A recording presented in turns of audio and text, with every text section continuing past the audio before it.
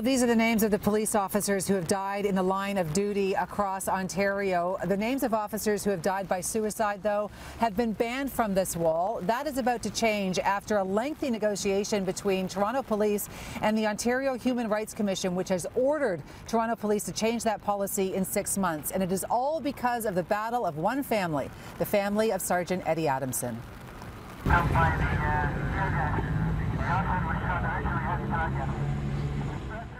This was the night Sergeant Eddie Adamson's life fell apart, March 14, 1980. His partner, Michael Sweet, was shot to death during a botched robbery turned hostage-taking.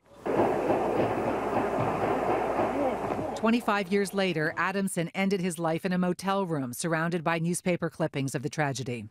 For years, we have been documenting the uphill battle Adamson's widow and daughter, who is herself a police officer, the battle they faced trying to have their dad's name put on this wall. This, a makeshift memorial on a wall in the family home, is as close as they've ever come. But today, the battle ended. The Ontario Human Rights Commission has given Toronto Police a deadline. As of the end of October this coming year, that officers who die by suicide will have the opportunity, their families will have the opportunity to apply to have them memorialized on Toronto Police Service's memorial wall. The police union has not been supportive of including the names of officers who died by suicide, but says it will not fight this order from the Human Rights Commission. When we've spoken about this in the past, you've been supportive of a separate wall. Yes. For people who die by suicide, right. For officers who die by suicide. That's correct. Is that something you would have preferred? Again, you know, that's something that we thought was a good resolution to address the issues and to differentiate between people who died while they were at work and people who died or succumbed to an injury from work, and we've seen that in other jurisdictions.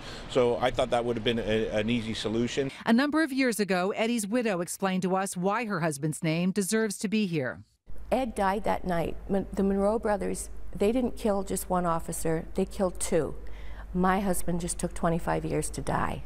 In a telephone interview, Julie Adamson describes her feelings after spending tens of thousands of dollars in legal bills and dedicating years of her life to this. The first thought that came to my mind is that it's been a really long journey, and I'm very relieved that we've finally come to a deadline that this has to be put into place, and therefore we can start moving forward with potential names being added to the wall. While this settlement involves just Toronto Police, it is expected to be more far-reaching. We hope that police services across Ontario are made aware of the settlement, and we will make efforts to ensure that chiefs of police are aware of the settlement.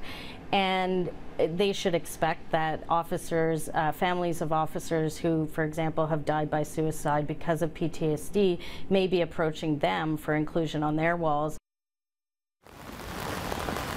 Now, we were expecting to get comment from the Chief of Police, his reaction to this, but because of the story that Shauna was mentioning just a short time ago about the disruption at the Police Services Board meeting, he was not available for comment. To get a sense of the controversy surrounding this and the people who do not want officers like Eddie Adamson on this wall, you can go to our website and you'll find out the story of the widow of this man, Detective Michael Irwin, who died back in 1972. He was shot to death in the West End.